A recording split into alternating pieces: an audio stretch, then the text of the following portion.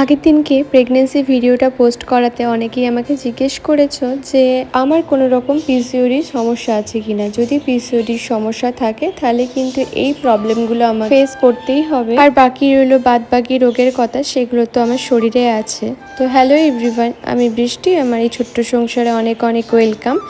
এখন সকাল সকাল আমি আজকে স্নানে চলে যাচ্ছিলাম, কারণ প্রচুর গরমের মধ্যে স্নান না করে কোনো কিছু কাজ করতে সত্যি ভালো লাগছে না। ঘরের সব কিছু কাজ করার পর, স্নান করার পর মোটামুটি পুজোটা করি। আজকে স্নান করে নিয়েছি, তারপরে একটু চা খাবো।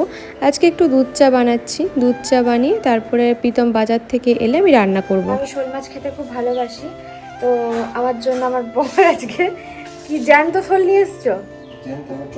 একবারে টপক টপক করে নাকি লাফাচ্ছিল, সেই শোল মাছ নিয়ে এসছে, মানে আমাকে খুশি করার জন্য। আমি মাছ খেতে ভালোবাসি, বিশেষ করে এই ধরনের মাছগুলো ভালোবাসি। তো বলছে আমি ঢালছি, দেখা দেখা দেখাই দেখা দেবো না। আমাকে একটা কথা বলো, এই ফুটুক নাকি? হ্যাঁ ভালো, জলটা ঝরে যাবে। এই শোল মাছটা টকবক টকবক করে ফুটছিল, মাথাটাকে দই চেলা ভালো করেছো, ভালো করে গাটা পরিষ্কার করে দেয়নি। আরে প্লাস্টিকটা মাঝখান থেকে বার করো, ওটা পরিষ্কার আছে, দাও দাও। কত সাই, কত কিলো এটা? 800-700 টাকা। তেল ওটা ডিম না, কুচবি ধো ধো ধো।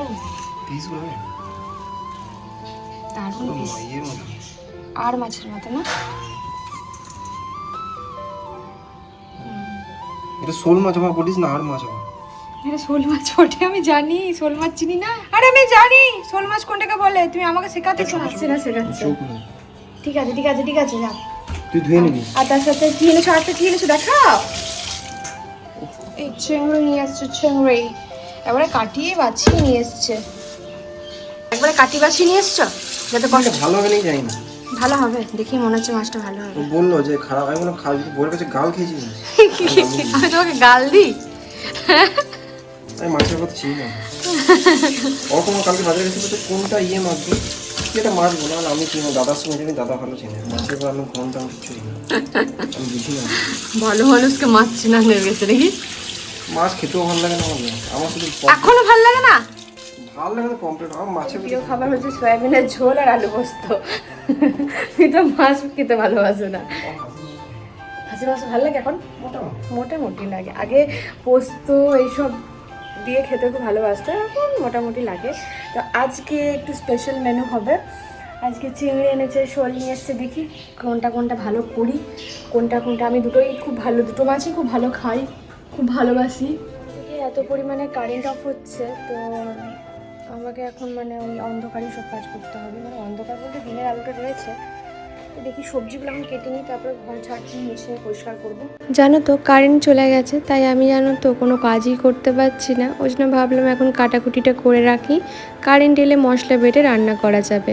আজকে একটুখানি কুমড়ো, একটুখানি পুঁই শাক, আলু, বেগুন সব কিছু দিয়ে, চিংড়ি মাছ দিয়ে একটা তরকারি বানাবো। এই তরকারিটা আমার ভীষণ প্রিয়, আর এই তরকারিটা আমি খুব ভালো বানাই। অনেক দিন পর জানো তো এরকম তরকারি বানাবো। আর যেহেতু দুটো পটল রাখা ছিল, ভাবলাম দুটো পটল দিয়ে বাড়িয়ে দেবো তরকারিটাকে।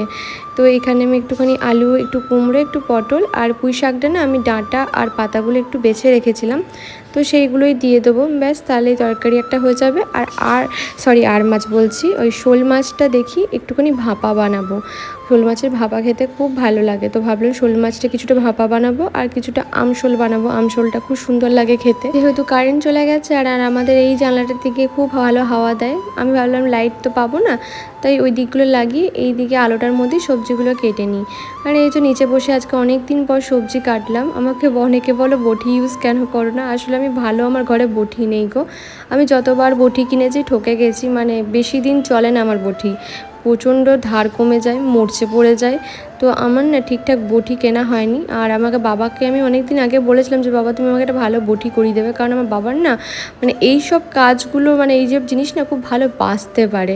তো আমি বাবাকে বলেছিলাম, কিন্তু বাবা প্রতিবার ভুলে যায়।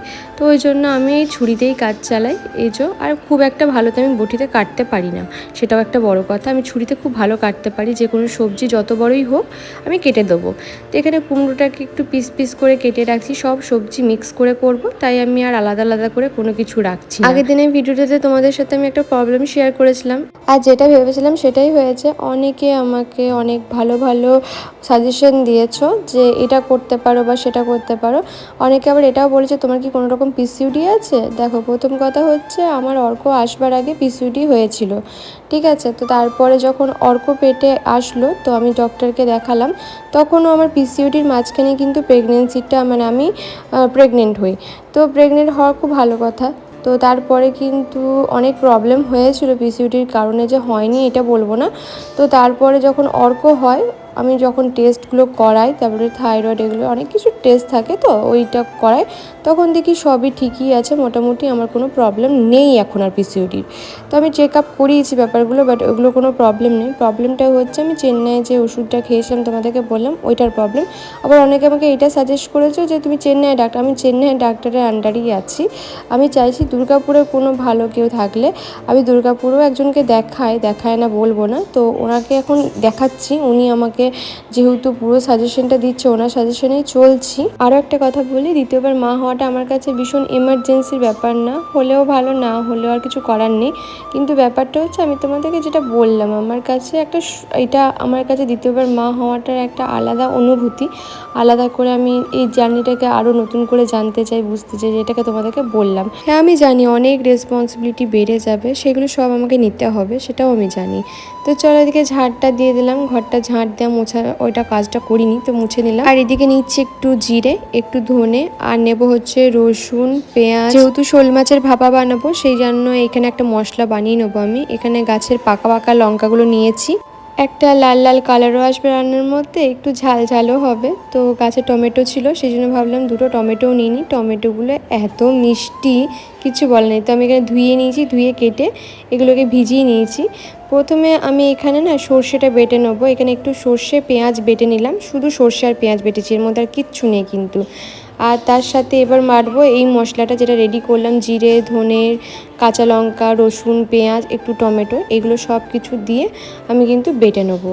এই যে বেটে নেবো, একটা স্মুথ একদম পাতলা একটা ব্যাটার হবে। টমেটোটা যদি দিতে চাও দিতে পারো, না দিলে না দিতে পারো। প্রীতম এখানে মাছগুলো খুব তাড়াতাড়ির মধ্যে ধুয়ে দিয়ে গেছে, কারণ আমি না মাছ মাংসগুলো একদম ধুতে পারি না, আমার প্রচুর ঘৃণা লাগে। আগে তো ধুতে হতো কষ্ট করে হলেও, কিন্তু এখন আর আমাকে সেটা করতে হয় না, এখন প্রীতমই ধুয়ে দেয়। ওখানে সব সবজি কেটে রেখেছি। এই যে শোল মাছটা যেটা করব সেটা নিয়ে নিলাম, আর অল্প চিংড়ি মাছ নিয়ে নিয়েছি।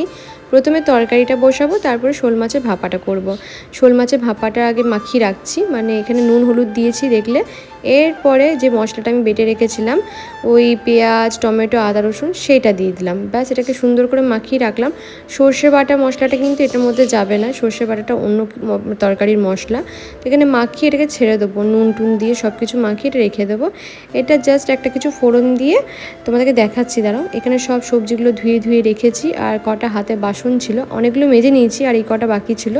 তো এই কটা বাসন ভাবলাম হাতে ধুয়ে মেজে নিই, কারণ আমার না রান্না করতে করতে সব কাজ একদিকে করে নিই, না হলে মনে হয় যে কাজগুলো পড়ে রইবে আর আবার আলাদা করে মাজতে হবে। ওই কাজ করতে করতেই মানে যে তুলনায় দেখলাম তেলটা গরম হচ্ছে, ততক্ষণে আমার এই কটা বাসন ধোয়া হয়ে যাবে।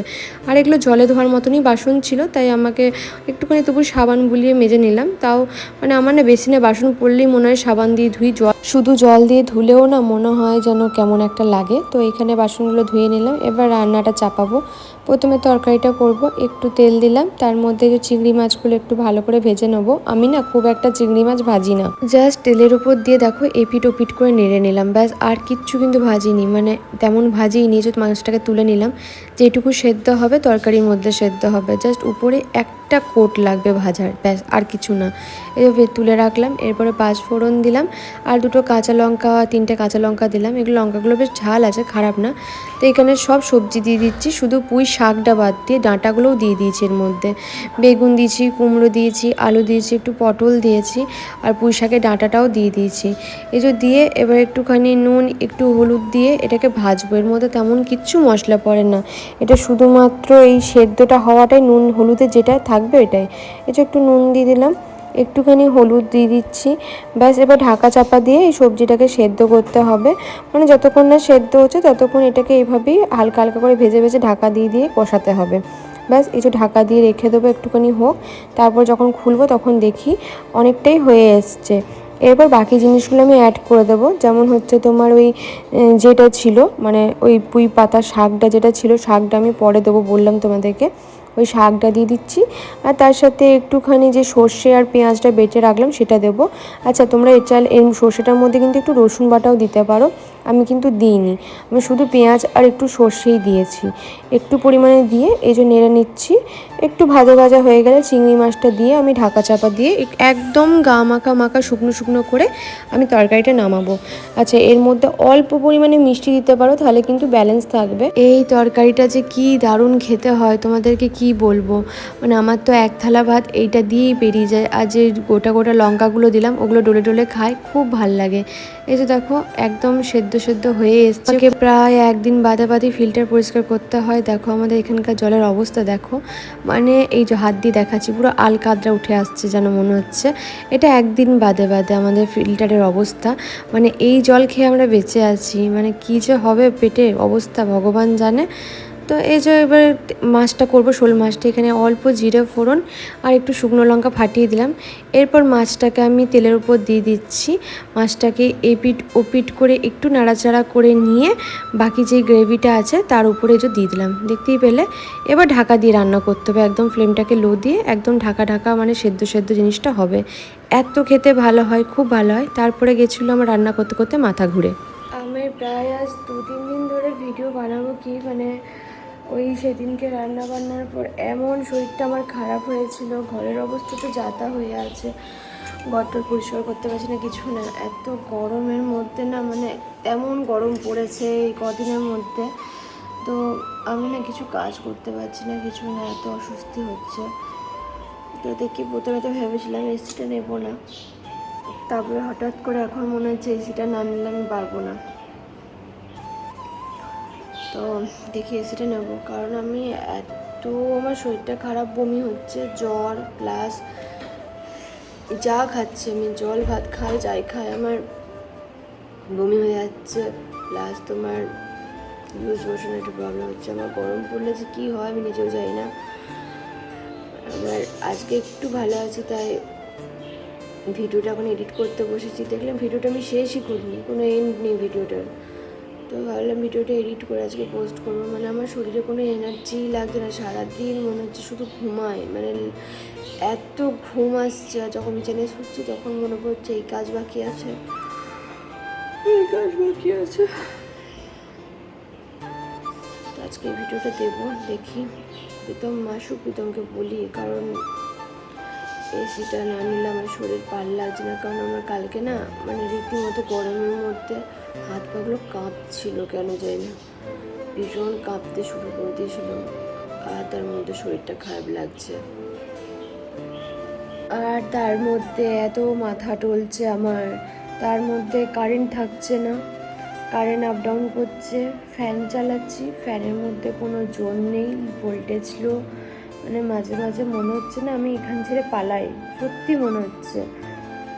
তো দেখি বাবারাও ডাকছে, বাবা বলছে 2 দিন আসবি তো, আয় আমার কাছে এসে থেকে যা, কারণ অল্প ছুটি আছে 2 দিন। তো ও বলছিল, এবার আমার না ভালো লাগে না নিজের ঘর ছেড়ে যেতে, আমি যে চলে যাব না, মানে ঘরটা আমার খাঁকা করবে। 1, 2 হচ্ছে মানে কাজে যায়, কাজ থেকে আসে, তারপর টিউশন, এখন আবার টিউশন পড়াচ্ছে, ওরকে একটু খাবার বানিয়ে না দিলে না ও সারাদিন একটু সময় পায় না বাইরে বেরিয়ে খাবার খাওয়ার।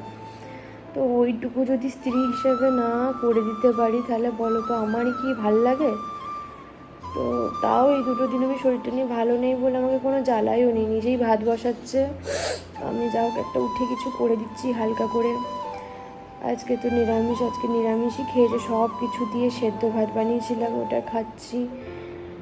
তো এভাবেই চলছে, দেখি এসিটা না নিলে পারবো না, জানো তো মরে যাবো মনে হচ্ছে। ভাবছিলাম যে না, যে টাকাটা রেখেছিলাম এসি খরচার জন্য সেটা ভেবেছিলাম অন্য কিছু করব, মানে আমাদের অন্য কিছু প্ল্যান ছিল, একটা গাড়ি আমাদের লাগতো, মানে আমাদের তো নেই গাড়ি নিজস্ব। এই যে গাড়িটা, এটা বাবার গাড়ি, বাবা দিয়েছে গাড়িটা ইউজ করতে, তো বাবার গাড়িটা নিয়ে রয়েছি। এবার আমাদের তো নিজস্ব কিনে, তো বাবা বললো যে না এখন গাড়ি নিতে হবে না, এখন গাড়ি নেওয়ার দরকার নেই, এখন এই গাড়িটা থাক তোর কাছে, পরে নিবি গাড়িটা। তো দেখি ওই টাকাটা দিয়ে তাহলে আমি এসিটা নিয়ে নিই এই মুহূর্তে। আমাকে তো যে কোনো একটা ইনভেস্টমেন্ট আমি করতে পারবো, বড় করে তো আমি কিছু করতে পারবো না। তাও এখন ভাবছি, মানে ঠিক নেই, কারণ এখন এসি প্রচুর দাম হয়ে গেছে, প্রচুর দাম। এখনও ভাবছি কী করবো, আমার এখন ঠিক নেই। আমি মানে ক্যামেরা ধরছি, তো ক্যামেরাটা আমার হাতটা কেমন করে ধরে আছে, এই হাত দিয়ে সাপোর্ট দিয়ে আছি এই দিকটাতে, আর এই হাত দিয়ে ধরে আছি। এই যে দেখো, দেখাচ্ছি তোমাকে, এই যে এইভাবে আমি ভিডিও বানাচ্ছি, আমার হাত কাঁপছে। তো চলো ভিডিওটা এইটুকু বানিয়ে, সবাই ভালো থেকো, সুস্থ থেকো, গরমে সবাই ভালো থেকো, বাচ্চাগুলোকে ভালো রেখো নিজেদের। টাটা।